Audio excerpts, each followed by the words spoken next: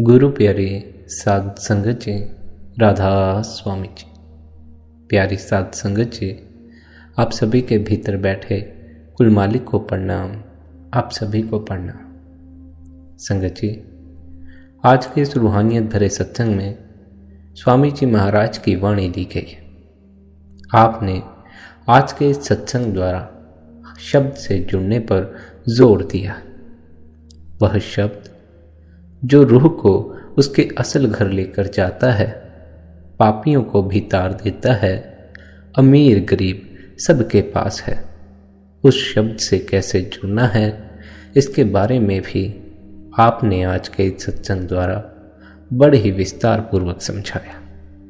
साथ ही आज के इस सत्संग द्वारा हमें यह भी समझने को मिलेगा, क्या सिर्फ नामदान मिल जाने से ही रूह अपने असल घर पहुंच जाएगी या नहीं। सत्संग का एक एक लफ्ज ध्यानपूर्वक अंत तक श्रवण करने योग्य है। आप सभी से यही विनती है, सत्संग को अंत तक जरूर श्रवण करें। संगत जी, संत मत में जितनी महिमा शब्द की गई है और किसी चीज की नहीं की गई। शब्द भी दो किस्म के हैं, एक वो जो लिखने पढ़ने और बोलने में आती है, फिर एक वह शब्द है जो सुनने में आता। यह जो सुनने वाला शब्द है धुनात्मक शब्द, इसी को संतों ने बार बार हमें अपने भीतर सुनने का उपदेश दिया। जिस शब्द या नाम का सहारा हमें मालिक तक पहुंचने के लिए लेना है, वह हमें धुन के रूप में सुनाई पड़ता। सुनने वाले शब्द से जुड़कर हमारा बेड़ा पार हो सकता है और हमारी आत्मा मन माया के सभी पर्दे उतार कर मुक्त हो जाती है। इस मुक्ति के बाद फिर आत्मा को नए नए जन्म लेकर इस दुनिया में कर्मों का हिसाब देने के लिए नहीं आना पड़ता। अब यहाँ यह सवाल पैदा होता है कि हमें यह शब्द कैसे सुनाई पड़ेगा और कहाँ सुनाई पड़ेगा। इस पर स्वामी जी महाराज हमें बड़े विस्तार से समझाते हैं। आप कहते हैं, उस शब्द से जुड़कर हमारा परमात्मा से मिलाप हो जाता है, जो शब्द हमारे अपने इस शरीर के भीतर निरंतर गूंज रहा है। हम नाम या शब्द समझ लेते हैं उन शब्दों को या उस नाम को जो गुरु हमें दीक्षा के समय देते। हम समझते हैं इसका मिल जाना हमारे लिए काफी है, इन शब्दों से हमारी मुक्ति होगी। नहीं, हमारी जो मुक्ति है, हमारा जो परमात्मा से मिलन है, वह केवल तब होता है जब हम अपने भीतर मौजूद धुनात्मक शब्द से जुड़ जाते। गुरु द्वारा दिए हुए शब्द हमें भीतर गूंजते उस शब्द तक पहुंचने में सहायता प्रदान करते।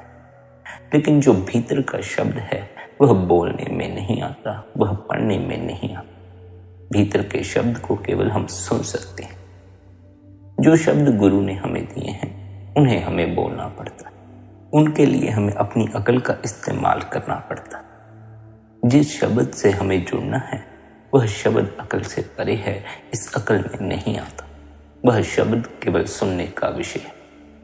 उस शब्द को सुना जा सकता है, उस शब्द को बोला नहीं जा सकता। गुरु द्वारा दिया हुआ शब्द हमें भीतर गूंजते उस धुनात्मक शब्द तक पहुंचा देता। हम अपने भीतर उतरकर धुनात्मक शब्द को नहीं पकड़ते, धुनात्मक नाम को नहीं पकड़ते, बल्कि हम बाहर के नाम को पकड़ लेते हैं, बाहर के शब्द को पकड़ लेते हैं जो लिखने पढ़ने में आ जाए। उस शब्द से मुक्ति हासिल नहीं होती। जो शब्द हमारी अकल में समा सके वह सच्चा शब्द नहीं। जो सच्चा शब्द जिसकी ओर संत महात्मा हमें इशारा करते आए हैं, वह शब्द हमारी अकल में नहीं समा सकता। जिस दिन हम अपनी अकल से परे हो जाते हैं, अपने मन से परे हो जाते हैं, अपनी मति से परे होकर गुरु की मति पर चलते हैं, उस दिन कहीं जाकर हमें भीतर के शब्द की धुन सुनाई पड़ती है। भीतर का शब्द सुनने का विषय है। भीतर जो शब्द है उसे सुनने से मुक्ति हासिल होती, बोलते रहने से मुक्ति हासिल ना होगी, गुरु के दिए हुए नाम द्वारा मुक्ति हासिल ना होगी, क्योंकि उसमें भी जपने वाला तो बच ही जाए।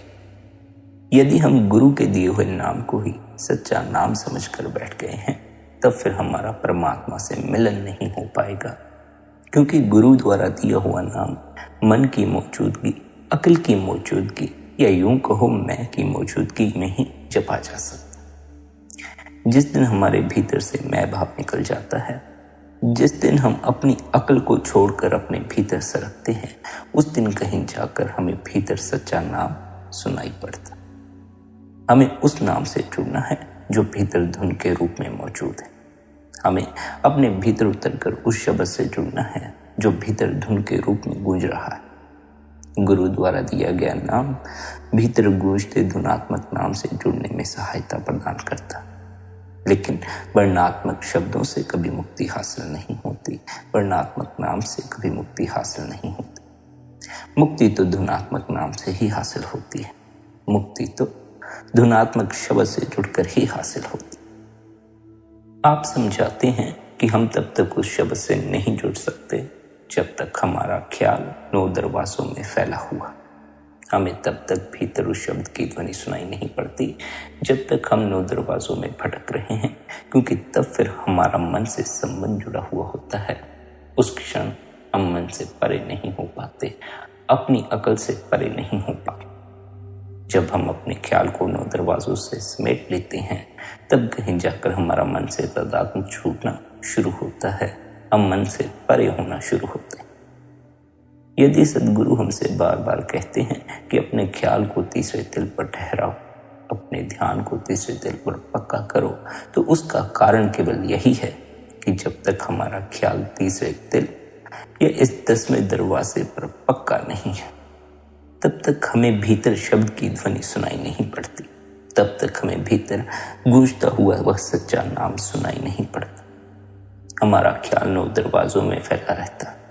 9 दरवाजों यानी 2 आंखों में 2 कान हैं, 2 नाक के सुराख हैं, मुंह वगैरह।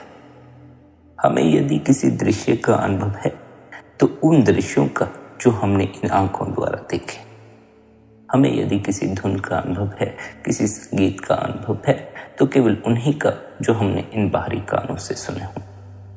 हमें यदि किसी स्वाद का अनुभव है तो केवल उन्हीं स्वादों का जो हमने इस मुख द्वारा किया हुआ। जब तक हमारा ख्याल इन 9 दरवाजों में फैला हुआ है, तब तक हम केवल और केवल संसारिक अनुभव ही करते हैं। तब तक हमें केवल और केवल संसारिक दृश्य ही नजर आ सकते हैं। तब तक हमें केवल और केवल संसारिक धुनें ही सुनाई पड़ सकती हैं। संसारिक सुगंध और संसारिक स्वाद का ही हम अनुभव कर सकते हैं।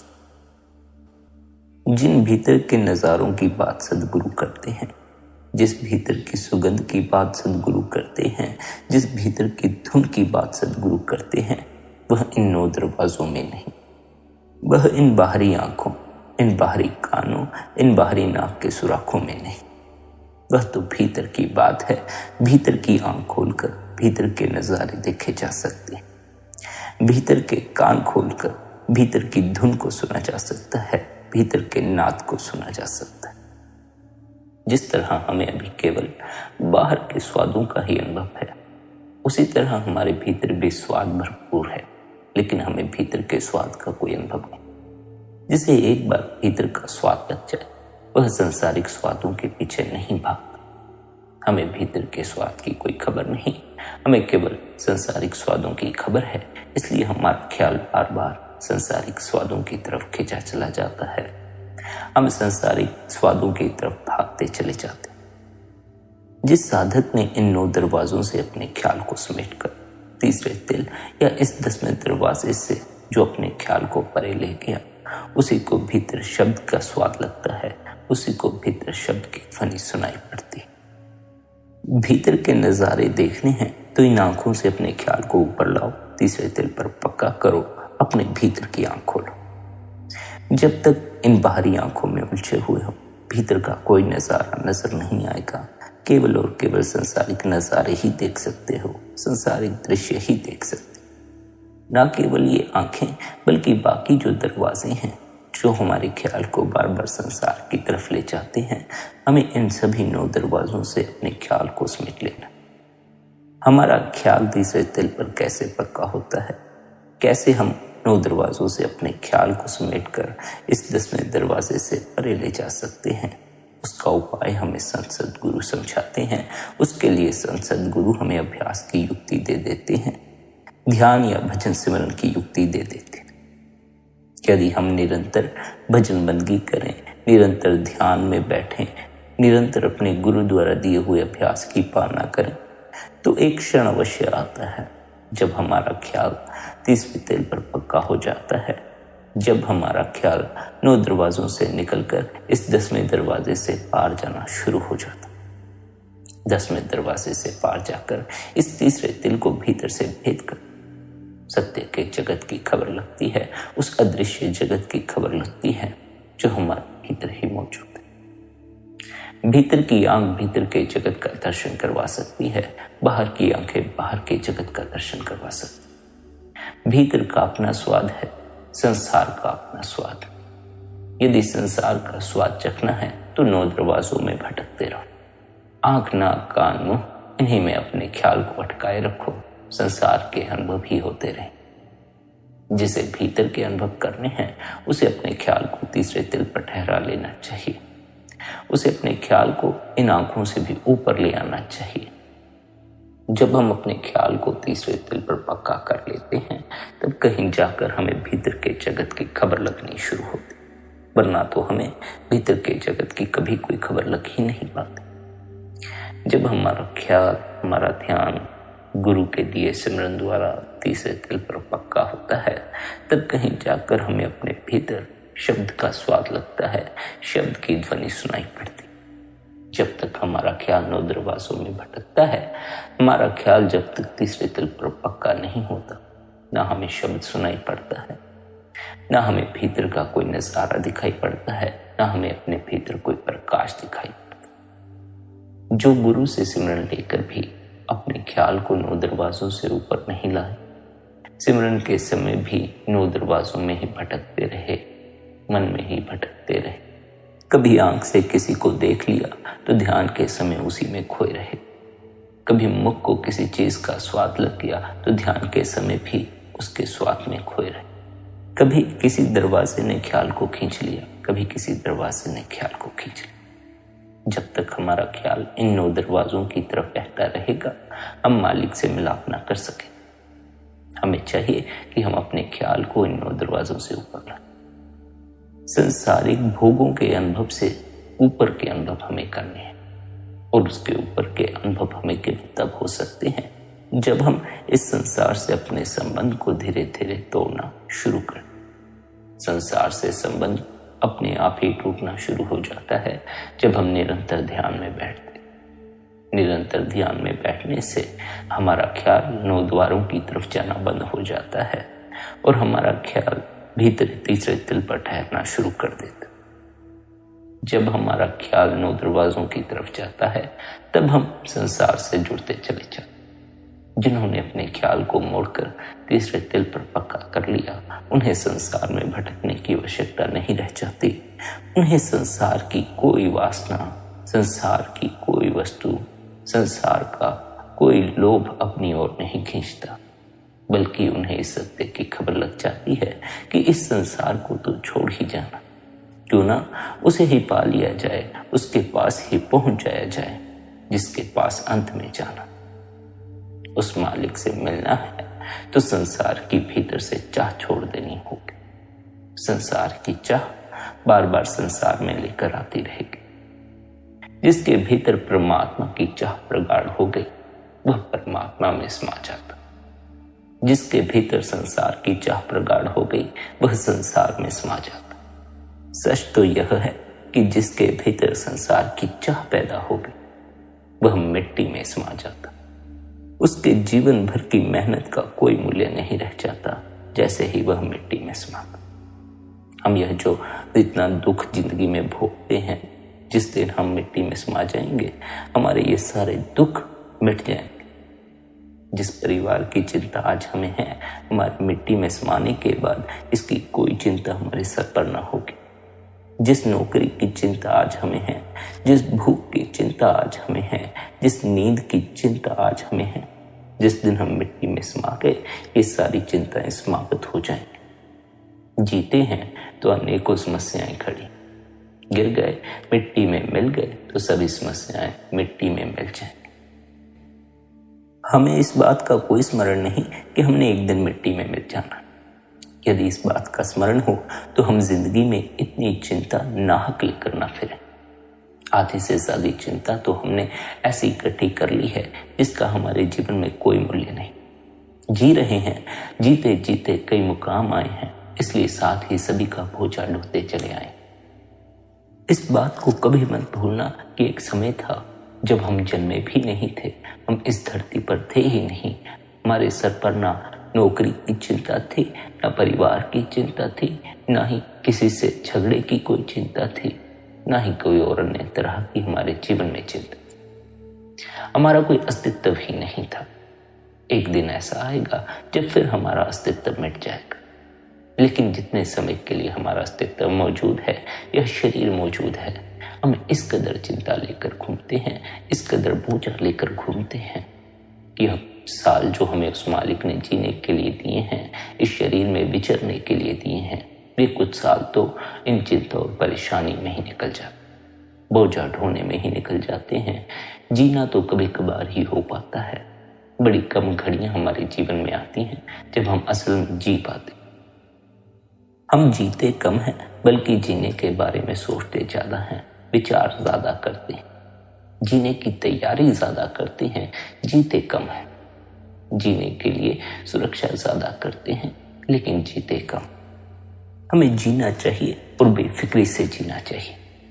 जीवन में चिंता लेकर जीने का कोई फायदा नहीं, क्योंकि एक दिन वैसे भी इस शरीर का अस्तित्व मिट जाना है।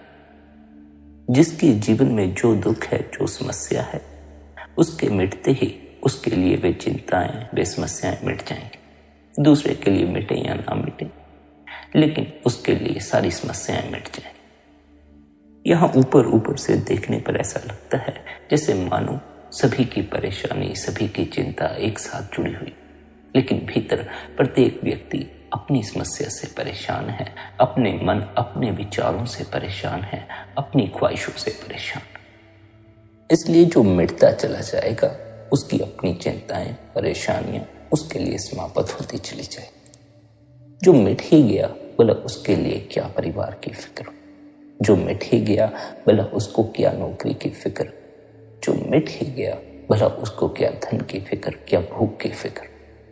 ये तो हम अभी जिंदा हैं, इसलिए हमें कई तरह की फिक्र सताती है।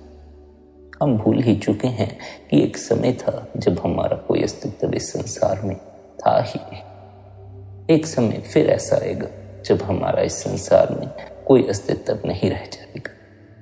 यदि हम इस बात को याद रखें कि ना तो हमारा पहले कोई अस्तित्व था, ना हमारा सदा के लिए कोई अस्तित्व है, कुछ सालों की बात है, कुछ लम्हे जीने को मिले हैं, तो हमें नाहक चिंता उठाकर जीने की आवश्यकता जरा भी नहीं पड़ेगी। जिस तरह हमें अब याद नहीं कि इस जन्म से पहले हमारा कोई जन्म था, हमारा कोई परिवार था, इस जन्म से पहले हम किसी जन्म में थे जहां हम दुख में थे या सुख में थे, जहां हम गरीब थे या अमीर थे, जहां हमारे पास धन था या नहीं था, तो हमें इस जीवन के मिट जाने के बाद इस जीवन की भी खबर कहाँ रहने वाली है कि इस जीवन में हमने कितने दुखड़े उठाए, इस जीवन में हमारे क्या हालात थे, क्या हमारी समस्याएं थी। जीवन के मिटते ही जीवन से जुड़ी हुई समस्याएं विदा हो जाती, या यूं कहो शरीर के मिटते ही शरीर से जुड़ी हुई सारी समस्याएं खत्म हो जाती। हमने पकड़ा है इस शरीर को जो मिट्टी में मिल जाएगा। हमने पकड़ा है इस शरीर को, इसलिए शरीर की सारी चिंता, शरीर से जुड़ी सारी परेशानी हमारी अपनी पकड़ में भी आ गई। हमें उस आत्मा को पकड़ना जो मिट्टी में नहीं मिलती, जो जलती नहीं, जो मरती नहीं, जो कटती नहीं। यह शरीर तो जल जाता है, यह शरीर तो कट जाता है, यह शरीर तो मर जाता है। हमें अपनी आत्मा को जानना है, हमें भीतर उतरना है, भीतर उतर कर शब्द से जुड़ना है। उस शब्द से जुड़कर हम अपनी आत्मा का अनुभव कर सकते। धुनात्मक शब्द हमारे भीतर गूंज रहा। यदि हमारा मन अपने स्थान त्रिकुटी पर लौट आए यदि हम 9 दरवाजों से अपने ख्याल को निकालने में कामयाब हो जाए तो हमें अवश्य ही तीसरे तिल पर ठहर कर भीतर गूंजता शब्द सुनाई पड़ना शुरू हो जाए।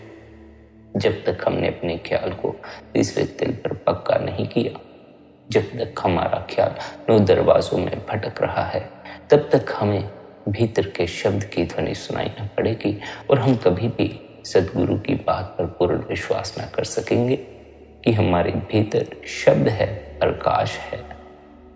हम सद्गुरु की बात पर तब तक पूर्ण विश्वास न कर सकेंगे कि हमारे भीतर कुल खंड ब्रह्मांड वह परमात्मा बैठा हुआ है और हम उससे मिलाप कर सकते हैं, उसका दर्शन कर सकते हैं।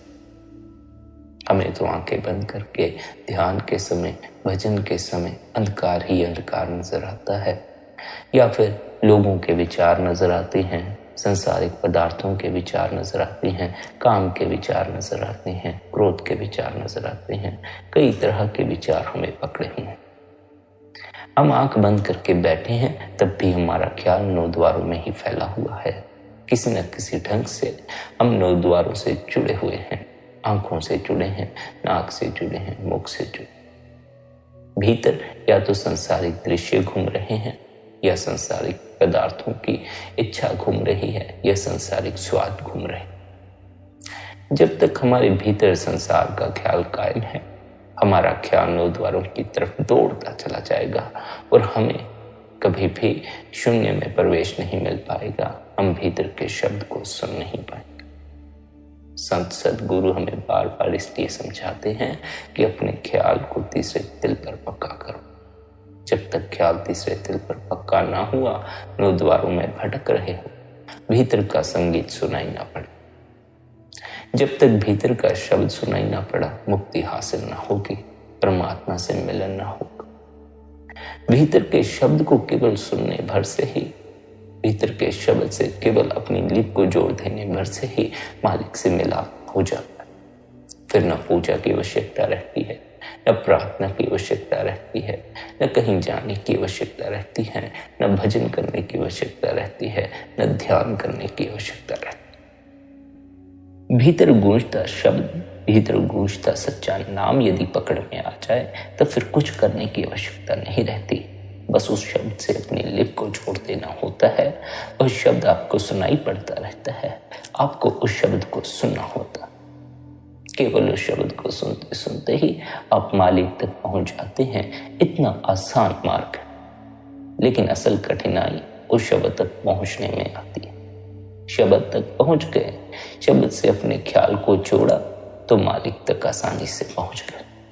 पर शब्द से यदि अपने ख्याल को नहीं जोड़ा, शब्द सुनता रहा, शब्द से अपनी लिप न जोड़ी, तब मालिक तक न पहुंचोगे।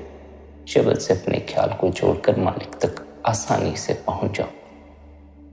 हमारे भीतर जो धुन गूंजती है, उससे हमें ख्याल को जोड़ना है। इसकी समझ हमें सद्गुरु द्वारा मिलती है। वरना कई बार तो ऐसा होता है कि बहुत से साधकों को भीतर शब्द सुनाई पड़ना शुरू हो जाता है और वे परेशान हो जाते हैं कि ये कैसी आवाज उन्हें अपने भीतर सुनाई पड़नी शुरू हो गई। वे डॉक्टरों से इलाज कराने चले जाते। जिनके भीतर संसार की चाह ज्यादा होती है, जब उनके भीतर शब्द प्रकट हो जाता है, वे उस शब्द से ही तंग आ जाते। क्यों? क्योंकि उनके भीतर चाह संसार की है। वे संसार में भटकना चाहते हैं, लेकिन वह शब्द उनके ख्याल को अपनी ओर खींचता है और संसार की तरफ भटकने से रोक देता है। मन संसार में नहीं भटक पाता। फिर आप लाख प्रयास करें, अब संसार की तरफ नहीं जा पाता। जिसने शब्द का स्वाद चख लिया, वह संसार के सभी स्वादों से ऊपर हो जाता है। उसे संसार का कोई स्वाद अपनी ओर खींच नहीं सकता। जिनके भीतर परमात्मा से मिलने की चाह होती है, जिनके भीतर मुक्त होने की सच्ची चाह होती है, वे अपनी लिप को शब्द से जोड़ देते हैं, क्योंकि उन्हें गुरु द्वारा खबर लग जाती है कि शब्द से लिप जोड़कर वे मालिक तक पहुंच सकते हैं, उस परमात्मा में समा सकते। जिनके भीतर संसारिक चाह है, वे अपने ख्याल को शब्द से जोड़ना ही नहीं चाहते। उनके भीतर शब्द से जुड़ने की कोई चाह ही नहीं। बड़े बिरले जीव हैं जो सच में परमात्मा से मिलन चाहते हैं। सच में अपनी आत्मा का अनुभव करना चाहते हैं, इस शरीर के अनुभव से परे होना चाहते हैं। अधिकांश जीव शरीर के अनुभव तक ही सीमित रहना चाहते हैं, मन के भोगों तक ही सीमित रहना चाहते हैं, इंद्रियों के भोगों तक ही सीमित रहना चाहते हैं। उनके भीतर संसारी भोगों को भोगने की कामना अधिक है। जिसके भीतर संसार का लगाव कम होता चला जाता है, वही मालिक की तरफ बहता है। जिसके भीतर संसार की लगन अधिक है, वह संसार की तरफ ही बहता चला जाता। परमात्मा की तरफ बहो या संसार की तरफ बहो, अंतिम सत्य जो हाथ लगेगा वह यह ही लगने वाला है कि आप शरीर नहीं थे। जिस शरीर के चक्कर में परिवार की चिंता ली, जिस शरीर के चक्कर में नौकरी की परेशानी ली, धन की चिंता ली, वह शरीर ही आप नहीं। इस सत्य की खबर अंत में सभी को लगती है, चाहे कोई भीतर के मार्ग पर चलता हो या बाहर के मार्ग पर चलता। जो बाहर के मार्ग पर चलते हैं उन्हें इस सत्य की खबर अंत में लगती है, लेकिन केवल झलक भर मिल पाती है, सत्य में उतर वे नहीं पाते। उन्हें फिर माया के जगत में आना पड़ता है, क्योंकि उन्होंने जिंदगी भर मालिक की भक्ति नहीं की, माया के जगत में भटकते रहे। जो तो जीते जी भीतर उतर जाते हैं, इस सत्य की खबर ले लेते हैं, अपने इस शरीर के अनुभव से परे चले जाते हैं, आत्मा का अनुभव कर लेते हैं, वे फिर लौट कर इस संसार में नहीं आते। वे मरकर उस परमात्मा में समा जाते हैं। उनका देह के पिंजरे से संबंध टूट जाता है, वे इस देह के पिंजरे से आजाद हो जाते। आप समझाते हुए कहते हैं, घर में घर गुरु दिखलावे, धुन शब्द 5 बतला। जो यह शरीर है, तेरी आत्मा इसमें रहती है। यह हमेशा रहने की जगह नहीं, यह शरीर किराए का मकान है। मृत्यु आएगी तो उसे छीन कर ले जाएगी। सब इसे छोड़ देते हैं, हमें भी छोड़ देना। लेकिन मजे की बात तो यह है कि कोई इस किराए के मकान को छोड़ना नहीं चाहता, बल्कि इसी में रहना चाहता। फिर भी यह सबसे छीन लिया जाता है। यह उस परमात्मा का खेल है। यहीं से पता चलता है कि मनुष्य के पास में कुछ भी नहीं। मनुष्य इतना कमजोर है कि अपने आप को मरने से नहीं बचा सकता। मनुष्य के बस में तो उसका अपना जीवन नहीं। चाहता कुछ है, होता कुछ है, चलता यहाँ है, पहुंचता वहां। मनुष्य के बस में तो अपनी स्वास्थ्य तक नहीं, मनुष्य के बस में तो अपने हालात तक नहीं। उस परमात्मा के इस खेल में मनुष्य के बस में कुछ भी नहीं है। जिसे यह खबर लग गई, जो उस मालिक की शरण में चला गया, जिसने अपनी मति त्याग दी, गुरु की मति ले ली, केवल और केवल वही मृत्यु से परे जा सकता।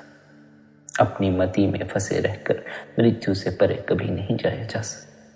अपनी अकल में फंसे रहकर तो उस अज्ञात जगत की तरफ कभी नजर भी नहीं जाती, कभी अज्ञात जगत की सोच तक भीतर नहीं उठती। अकल में फंसे रहे तो इस माया के दायरे में फंसे रहे। अकल से परे हो गए तो माया के दायरे से परे हो गए। माया के दायरे के परे जो है वही सत्य है। माया के दायरे में जो कुछ है वह सब झूठ है। और झूठ इसलिए कि जो दुख आप आज भोग रहे हैं, जो पीड़ाएं आप आज भोग रहे हैं, ये आपके मिटते ही मिट जाएं। जो पीड़ाएं आपको आज इतनी सत्य मालूम पड़ती हैं, जो दुख आपको आज इतना दुख पहुंचा रहे हैं, गहरे तक जख्म दे रहे हैं, वे आपके मिटते ही मिट जाते हैं। आपके होने का भ्रम प्रत्येक दुख के होने का भ्रम है। आपके मिटते ही प्रत्येक दुख भी विदा हो जाता है, प्रत्येक चिंता भी विदा हो जाती है। लेकिन इसका अर्थ यह नहीं कि अब हम बैठकर इंतजार करें कब हमारी मृत्यु आए, हमें अपने साथ ले जाए और हम इन दुखों परेशानियों से ऊपर उठ जाए। हमें चाहिए हम जीते जी मिटने की कला सीख लें। बाहर से तो जिए लेकिन भीतर से मिट जाए। शरीर तो हमें इस संसार में विचरने में सहायता प्रदान करे, लेकिन यह शरीर हमारा केंद्र ना हो जाए, बल्कि हमारा केंद्र आत्मा ही हो। हम भीतर से आत्मा से जुड़कर ही जिए। हमारा आत्मा से संबंध टूट जाता है, मन से संबंध जुड़ जाता है, शरीर से संबंध जुड़ जाता है। आत्मा से संबंध जोड़कर जीना है। आत्मा से संबंध जोड़कर जियोगे तो उस परमात्मा की बख्शिश आप पर रहेगी। वह परमात्मा आपके साथ हर पल रहेगा। आप उस परमात्मा के साथ का अनुभव कर पाएंगे। संत हमें कहते हैं कि इस घर से होकर उस घर में चला जा, यानी इस शरीर से होकर अपने सच्चे घर सचखंड में चला जा। तेरे शरीर के भीतर ही तुझे तेरे अपने सच्चे घर की खबर लगे। यह घर, यह जो शरीर है, यह रहने वाला नहीं। अगर इस घर को छोड़कर उस घर में चला जाए तो तुझे हमेशा के लिए सुख हो जाए। वह लफानी है, वहां पहुंचकर फिर इस संसार में लौट कर नहीं आना पड़ता, यहाँ के दुखड़ों में नहीं पड़ना पड़ता, यहाँ की परेशानियों में पड़ना नहीं पड़ता। पर यह केवल संत सद्गुरुओं के उपदेश पर ही निर्भर नहीं करता, यह निर्भर करता है हमारी अपनी चाह पर भी। हम यदि पड़े रहना चाहते हो दुख में, तो कोई भी संत सद्गुरु आकर हमें दुख से ऊपर नहीं उठा सकता।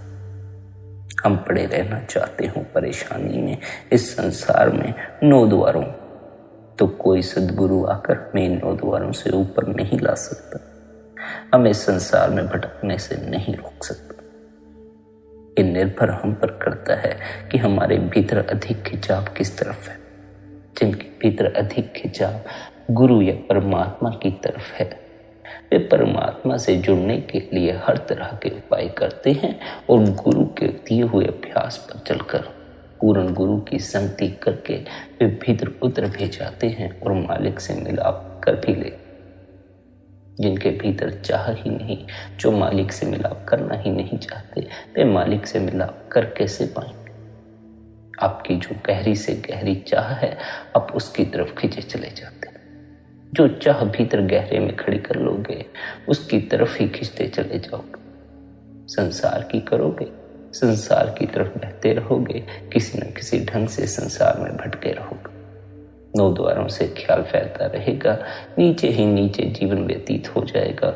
ऊपर के लोग की कोई खबर न लग सकेगी, भीतर जो नज़ारे मौजूद हैं उसकी कोई खबर न लग सकेगी, भीतर जो स्वाद मौजूद है उसकी कोई खबर न लग सकेगी। केवल और केवल सांसारिक स्वादों की खबर लगेगी, केवल उन स्वादों की खबर लगेगी जो इन इंद्रियों द्वारा भोगी जा सकते हैं। ये इंद्रियां शरीर का हिस्सा। शरीर जब मिट्टी में मिलेगा तो ये इंद्रियां भी मिट्टी में मिल जाएंगी। फिर इन इंद्रियों द्वारा जो स्वाद आते थे वे स्वाद आने बंद हो जाएंगे। जिन्होंने भीतर का स्वाद नहीं लिया, वे मरते समय जब यह शरीर मिट्टी में मिलता है, वे इंद्रियों के भोगों के लिए रोते हैं, इंद्रियों के स्वादों के लिए तड़पते हैं, जिस कारण उन्हें परमात्मा फिर यह शरीर दे देता है, इंद्रियों के भोग भोगने का अवसर दे देता है। जिन्हें इंद्रियों के स्वादों में ही रस आता है, वे बार बार संसार में नहीं आते। जो इंद्रियों के स्वादों से ऊब जाते हैं, जो बार बार काम में पड़कर ऊब चुके हैं, जो सांसारिक स्वादों से ऊब चुके हैं, उन्हें भीतर का स्वाद चखना चाहिए, भीतर का रस चखना चाहिए। एक बार भीतर का रस लग गया, भीतर के स्वाद की खबर लग गई, तब फिर उनके लिए भीतर का मार्ग आसान हो जाएगा। उनके लिए धीरे धीरे सत्य को समझना आसान हो जाएगा। आप कहते हैं यह दुनिया हमारा घर नहीं, यह तो सारा मन माया का देश है। हमारा घर सचखंड सतनाम है। हम उस समुद्र की बूंद है, हमें उस समुद्र में समा जाना है, लेकिन हम बूंद होकर ही रह गए हैं। समुद्र की हमें कोई खबर ही नहीं। कहते हैं इस वजूद में अभ्यास करके, इस शरीर में बैठकर उस मालिक की भक्ति करके अपने भीतर उतर जाओ और अपने सच्चे घर सचखंड पहुंचो। वह न प्रलय में ढहता है न महाप्रलय। फिर किसी तरह की कोई मृत्यु नहीं हो, फिर किसी तरह का कोई जन्म नहीं हो, इसलिए उसका नाम सतनाम। आसान से आसान रास्ता है, ना काम काज का हर्ज होता है, ना कोम का नाम अछक। केवल अपनी लिप को भीतर नाम से जोड़ लेना है। गुरु द्वारा दिए हुए अभ्यास की पालना करके, गुरु द्वारा दिया हुआ अभ्यास निरंतर करके भीतर जो शब्द गूंज रहा है उस शब्द तक पहुंच जाना है। एक बार भीतर गूंजते शब्द तक पहुंच गए, नाम तक पहुंच गए, तो भीतर उस नाम में कशिश है, लज्जत है। अगर आप अपनी आत्मा को उसके साथ जोड़ दो तो वह खुद ब खुद खींच लेगा और आपको वहां ले जाएगा जो आपका असली घर है, यानी वह शब्द को सचखंड ले जाएगा। और किसी साधन की कोई जरूरत नहीं। एक बार भीतर शब्द की लज्जत आ गई तो केवल शब्द को सुनते रहने से ही, शब्द से लिप जोड़ने से ही मालिक से मिलाप हो जाता। आप कहते हैं 9 द्वारों से अपने ख्याल को निकालकर 10वीं गली खोलकर अंदर रूह को ले जाओ, वहां 5 शब्द धुनकारे देते मिलेंगे। वह सीधी सड़क, शब्द से लिप को जोड़ दो, पता पूछने की भी जरूरत नहीं पड़ेगी। वह शब्द अपने आप ही मालिक की दरगाह तक ले जाएगा, मालिक के द्वार तक ले जाएगा। जब 10वां द्वार खुलेगा, अंदर प्यारी से प्यारी रागनी, प्यारे से प्यारा शब्द हो रहा है। घट का अर्थ है घड़ा। यह जो हमारा सिर है यह उल्टा घड़ा है। जब ऊपर जाओ, शब्द धुनकारे दे रहा है, उस शब्द को सुन। जितनी भाषाएं हैं सब नाशवान है। यह जो हम और आप बोलते हैं यह भी फना है। वह लफानी है, कभी फना नहीं होता, कभी बंद नहीं होता, हर वक्त जारी रहता है। उसे आकाशवाणी, कलामे इलाही और नात कहते हैं। वह लफ्ज नहीं है, इसलिए कोई भी यह न समझे कि जिस शब्द, जिस नाम की आप बात करते हैं वह कोई बोलने या पढ़ने वाला शब्द है। नहीं, वह धुनात्मक शब्द है। जैसे हम किसी धुन को सुनते हैं उसी तरह वह शब्द भी हमें सुनाई पड़ता है। लेकिन जो धुनें हम सुनते हैं, जो संगीत हम सुनते हैं, जो बांसुरी हम सुनते हैं, जो घंटे की आवाज़ हम सुनते हैं, इनकी आवाज़ बाहर होती है, फिर हमें इनका भीतर अनुभव होता है। आप जिस शब्द की बात करते हैं वह पहले ही हमारे भीतर गूंज रहा है। उसके लिए बाहर किसी तरह के किसी माध्यम की कोई आवश्यकता नहीं, उसके लिए बाहर किसी घंटे की कोई आवश्यकता नहीं, बल्कि वह घंटे की आवाज़ आपके भीतर अपने आप से हो रही है। भीतर उतरकर उस घंटे की आवाज़ से अपनी लिप को जोड़ देना। भीतर के शब्द से लिप जोड़कर गुरु द्वारा दिए हुए भजन सिमरन का अभ्यास करके भीतर शब्द तक पहुंच जाओ। अपने ख्याल को 9 द्वारों से निकालकर तीसरे तिल पर पक्का करो। इस 10वें द्वार को खोलो, अपने आप उस शब्द से मिलाप हो जाएगा, उस शब्द से जुड़ जाओगे। एक बार शब्द की ध्वनि सुनाई पड़ गई तो शब्द से जुड़ जाओ, शब्द से अपनी लिप को जोड़। जैसे जैसे शब्द से अपनी लिप को जोड़ोगे तो भीतर प्रकाश प्रकट होना शुरू होगा, भीतर आत्मा प्रकट होनी शुरू हो जाए। जब आत्मा अनुभव में आ गई तो फिर परमात्मा अनुभव में आ जाएगा। आत्मा से जुड़कर परमात्मा से जुड़ा जा सकता है। बूंद की खबर लग जाए तो समुद्र की खबर भी लग जाती। हमें बूंद की ही खबर नहीं है, हमें आत्मा की ही खबर नहीं, तो परमात्मा की खबर कहाँ लगने वाली। पहले बूंद की खबर ले लो, बूंद की खबर लग गई तो समुद्र की भी लग जाएगी और उसमें समाने के योग्य भी हो जाओ। आत्मा को जानकर परमात्मा में समा जाओ। प्यारी साध संगत जी, भीतर गूंजते शब्द से जुड़ने के लिए निरंतर अपने गुरु द्वारा दिए अभ्यास की पालना करें, निरंतर भजन सिमरन करें, निरंतर ध्यान में बैठें। यदि आप अपने ख्याल को 9 द्वारों से निकालकर तीसरे तिल पर पक्का करने में कामयाब होते हैं, 10वें द्वार को खोलने में कामयाब होते, तो शब्द प्रकट हो जाता। अपने ख्याल को 9 द्वारों से निकालें, 10वें द्वार को खोलें। गुरु का दिया हुआ अभ्यास इसमें आपकी सहायता करेगा। निरंतर अभ्यास करते रहें। आज का यह सत्संग यदि आपको अच्छा लगा हो तो आज के इस सत्संग को आप शेयर भी कर सकते। साथ ही आप शब्द सत्संग चैनल को सब्सक्राइब कर सकते हैं और हर रोज सुबह 5:30 बजे सत्संग का आनंद ले सकते हैं। बाकी आपकी अपनी मौज है। अपना ख्याल रखें। इतने प्रेम और प्यार से आपने सत्संग को सुना, उसके लिए आप सभी का धन्यवाद। राधा स्वामी।